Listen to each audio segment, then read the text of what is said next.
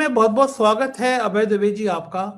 बंगाल के रिजल्ट के बाद एक बड़ा सवाल ये खड़ा हो गया है कि क्या विपक्ष के पास ऐसी कौन सी रणनीति है जो मोदी और शाह की इन चालों से निपट सके, क्योंकि चुनाव आयोग उनका, सीबीआई उनकी, ईडी उनकी, इनकम टैक्स उनकी। और सबसे बड़ा सवाल यह है कि मुझे लग रहा है अब चुनाव एक ही फार्मूले पे जीता जाएगा कि चुनाव जब डिक्लेयर हो जाए, भले वो पहले फेज का मतदान भी हो जाए या होने वाला हो, लेकिन सीधे लाखों लोग महिलाओं के खाते में पैसा ट्रांसफर कर दो।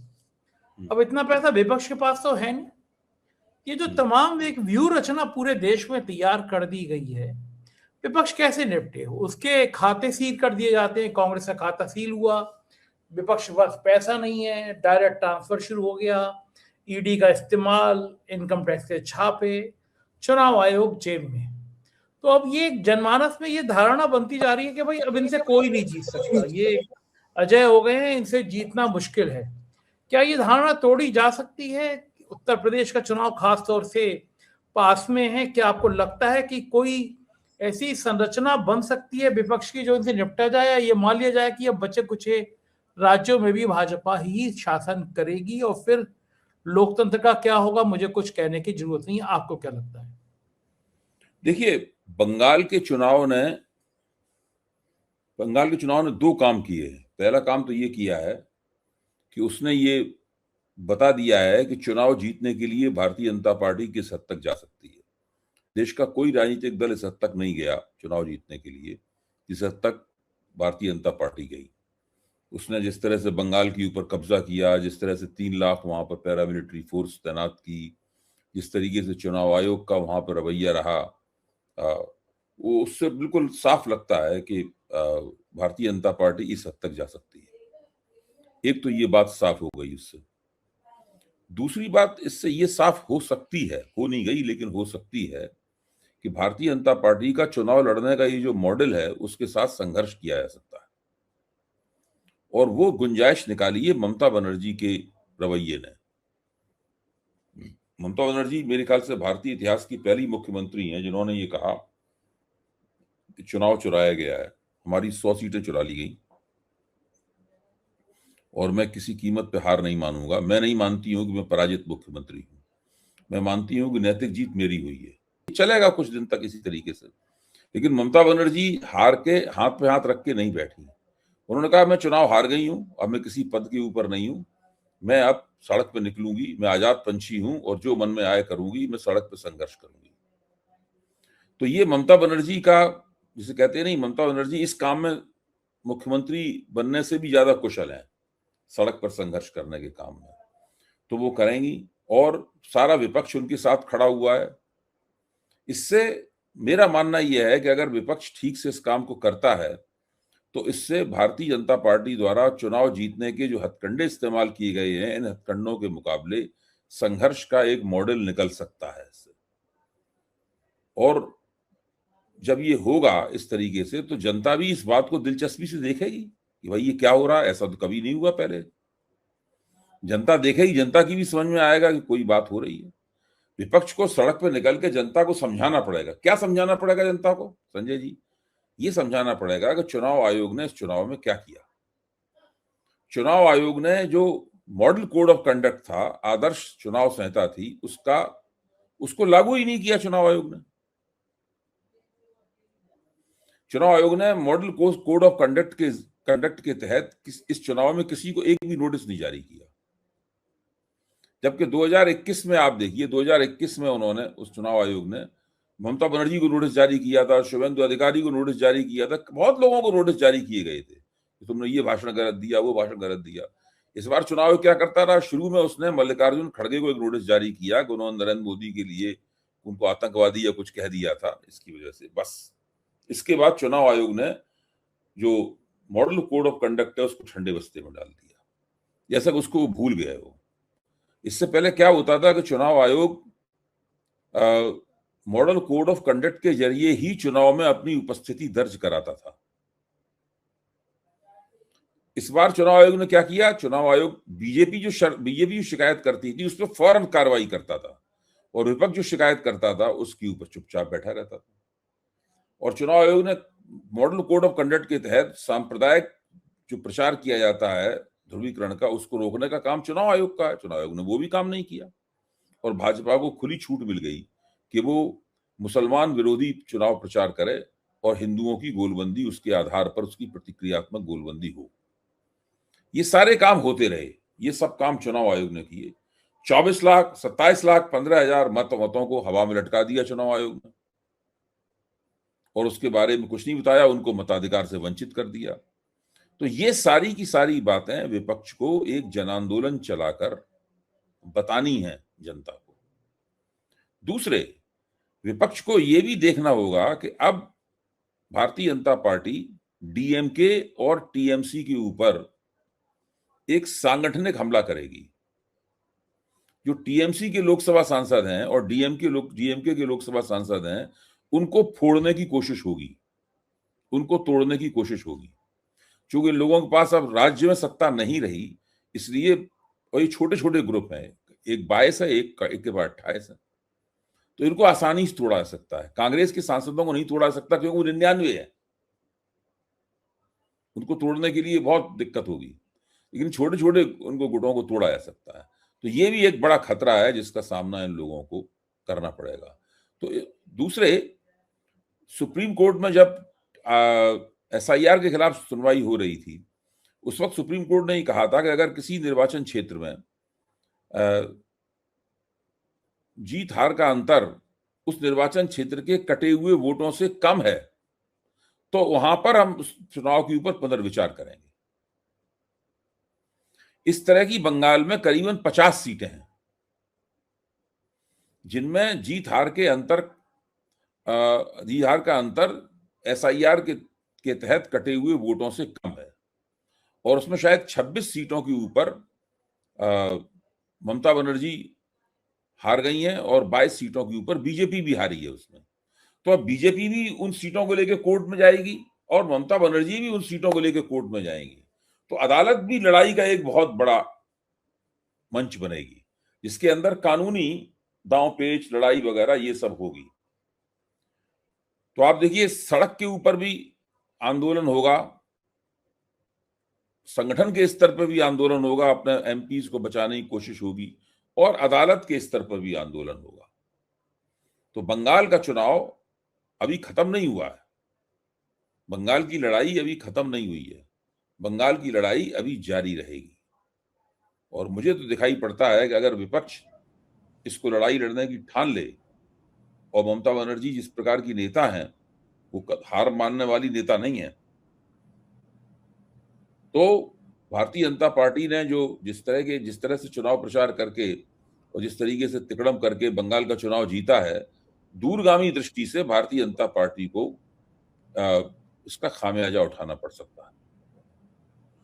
अबे जी, आपको लगता है कि जनमानस एक्टिव हो पाएगा?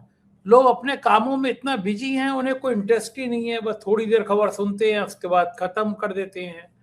अन्ना के आंदोलन के बाद इस देश का आम आदमी, किसानों के आंदोलन को छोड़ दीजिए, एक देखिए संजय जी, छोटे छोटे वीडियो बनाते हैं हम लोग इन्हीं बातों को लेकर, लाखों लाखों लोग उनको देखते हैं वीडियो। मेरा अपना तजुर्बा तो ये है, लोग भूखे बैठे हुए हैं, लोगों को विश्लेषण चाहिए, लोगों को नई जानकारी चाहिए जो गोदी मीडिया उन्हें नहीं देता। लोगों को भारतीय जनता पार्टी की पोल खोलने वाले विचार चाहिए, विश्लेषण चाहिए, तर्क चाहिए। मैं ये मानता हूं कि किसी भी समाज में हर व्यक्ति राजनीति के प्रति जागरूक नहीं होता, उसमें कुछ व्यक्ति राजनीति के प्रति जागरूक होते हैं, वही व्यक्ति पार्टियों में जाते हैं, वही व्यक्ति कार्यकर्ता बनते हैं, वही व्यक्ति आंदोलन में उतरते हैं और वही व्यक्ति बातचीत करके पूरे समाज को संगठित करते हैं।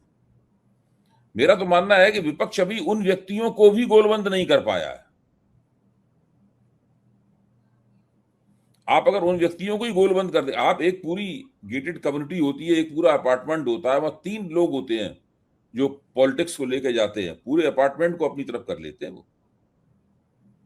यह अपार्टमेंट में प्रतिद्वंदता होनी शुरू हो जाती है कौन किस तरफ है, उन व्यक्तियों की 3 लोगों की वजह से। लगता सारे लोग लगता है कि अब विपक्ष की आपसी लड़ाइयां खत्म नहीं होती। केजरीवाल कांग्रेस से लड़ रहे हैं, कांग्रेस ममता बनर्जी से लड़ रही है, तो ये जो आपस में ही अगर एकजुट ये नहीं होंगे तो बंगाल के कैसे चुनाव बनेगी? से ये भी फर्क पड़ेगा।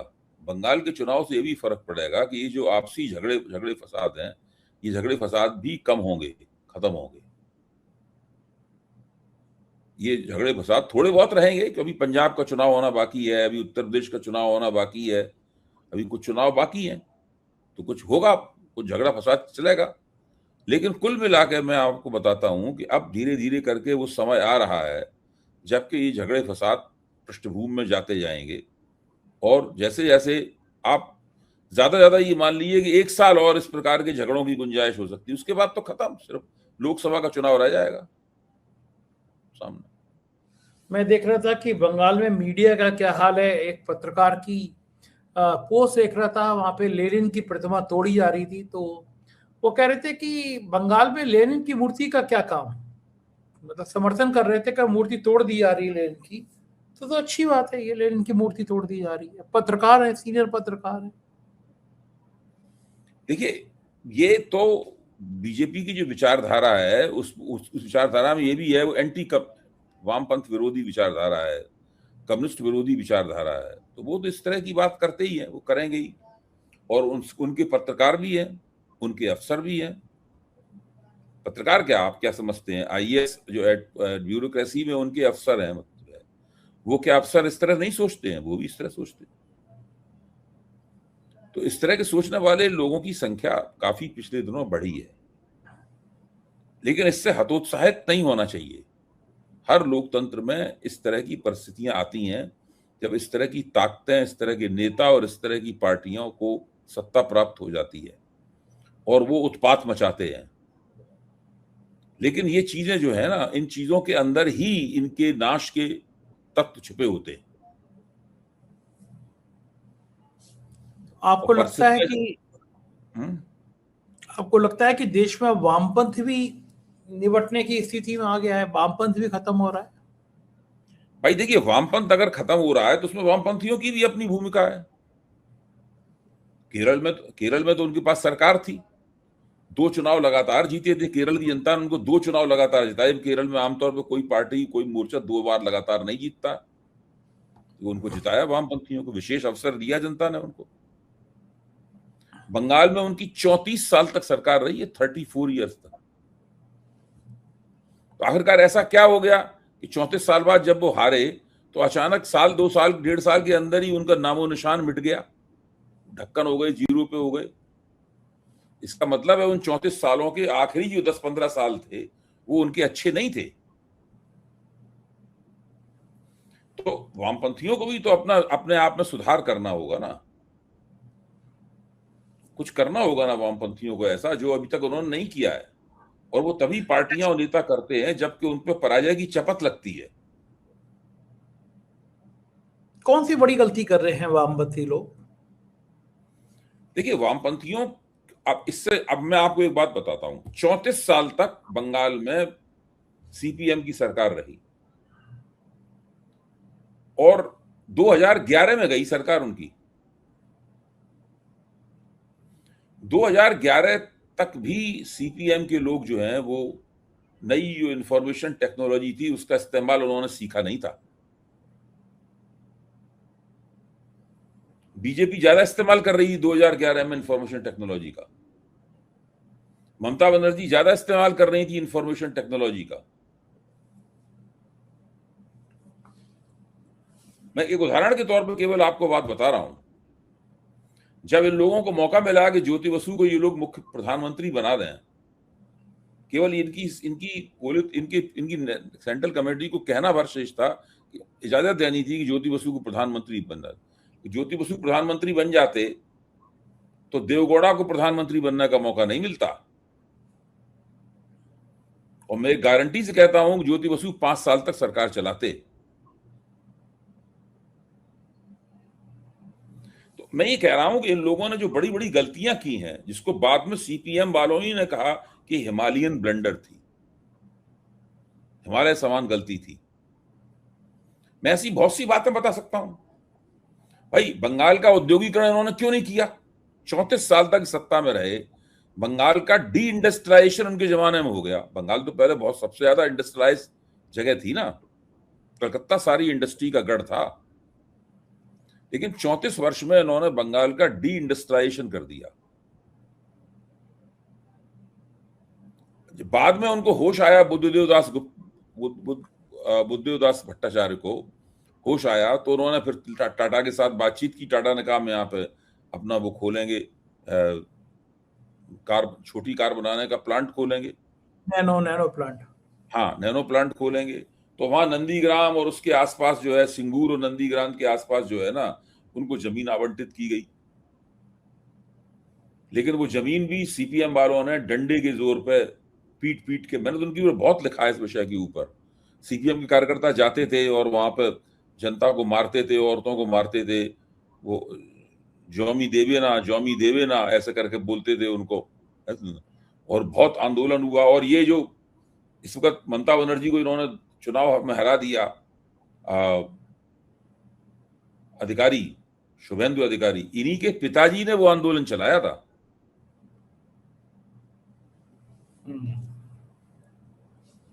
नंदीग्राम और सिंगूर को जो आंदोलन था, इन्हीं के पिताजी ने चलाया था। तब ममता बनर्जी को भाजपा के नेता संसद में बंगाल की दुर्गा कहा करते थे। ममता बनर्जी कहती थी ये हमारे स्वाभाविक मित्र हैं। वक्त देखिए, राजनीति में कोई किसी का होता नहीं है। अच्छा, आप जब बात कर रहे हैं कि अब मैं ये कह के ममता बनर्जी अभी जो प्रतिरोध कर रही हैं, बगावती स्वर में बोल रही हैं, उसको कम करके नहीं आंक रहा हूं। मैं तो कह रहा हूं कि वो गेम चेंजर साबित हो सकता है। लेकिन राजनीति को अपने पूरे परिदृश्य में देखना चाहिए। थोड़ा बहुत पहले क्या हुआ था इसको भी देख लेना चाहिए। बिल्कुल सही बात है। अच्छा, आप कह रहे हैं कि अलगाववाद खत्म कर देना चाहिए, नेताओं को आपसी मनमुटाव करना चाहिए, विपक्ष को। अगर मैं, चूंकि मुझे लगता है कि 5 महीने बचे होंगे, फिर तो उत्तर प्रदेश भी चुनाव के मूड में आ जाएगा, तो आपको लगता है कि मायावती और अखिलेश को भी फिर से एक बार होना चाहिए कांग्रेस के साथ? देखिए, मायावती तो अब मुझे लगता है कि मायावती से अब कोई समझौता नहीं करेगा। कारण ये कि मायावती अब वो वाली पहले वाली ताकत नहीं रही। अब मायावती के साथ अखिलेश या कांग्रेस समझौता अगर करते हैं तो मायावती जो धीरे धीरे खत्म होने की तरफ जा रही हैं, वो थोड़ा सा उनका वो होगा, रिवाइवल होगा, थोड़ी उबार आएंगी, लेकिन ज्यादा कुछ नहीं कर पाएंगी। अब तो ये है कि अखिलेश और कांग्रेस को गठजोड़ करके ठीक से चुनाव लड़ना चाहिए, और दूसरी जो पिछड़ी दलित अल्पसंख्यक शक्तियां हैं उनको एकजुट करना चाहिए, और कोशिश करनी चाहिए कि भाजपा के खिलाफ ब्राह्मण जाति में जो असंतोष है उस असंतोष का वो कैसे लाभ उठाएं।